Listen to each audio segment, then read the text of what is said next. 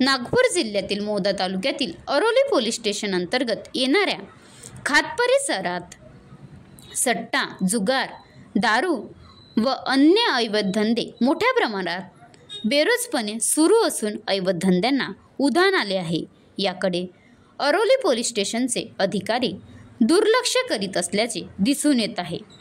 अशा अवैध धंद्यांना जणू मोकळे रानच मिळाले आहे।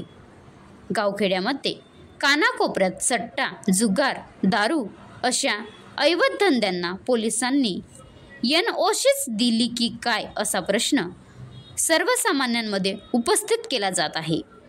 तरुणांनी सट्टापट्टीला स्वतःच्या उदरनिर्वाहाचे साधन बनविलेले आहे।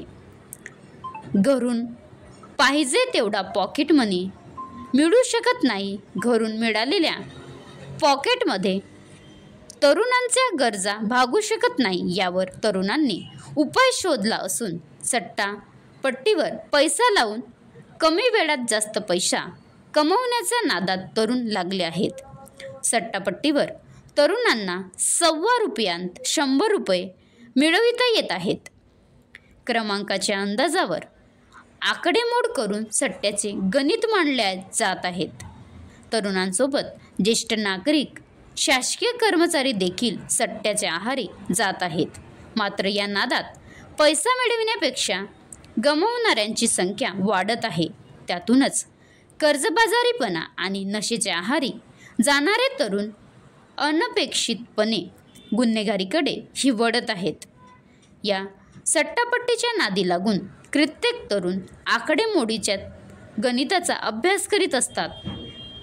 सट्टापट्टी, दारू, जुगार अशा अवैध धंद्यांनी कित्येक परिवारांचे कुटुंब उद्ध्वस्त केले आहेत। या अवैध धंद्याबद्दल आरडाओरड झाल्यास काही दिवसासाठी हे अवैध धंदे छुप्या पद्धतीने चालविण्यात येतात।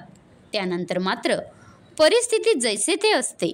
तरुण पिढी या व्यसनाच्या आहारी जाऊन रोजगाराकडे दुर्लक्ष होत आहेत व घरामध्ये भांडण निर्माण होत आहेत। अवैध धंदे चालतात तरी कुणाच्या आशीर्वादाने असा प्रश्न लोकांमध्ये निर्माण होत आहे।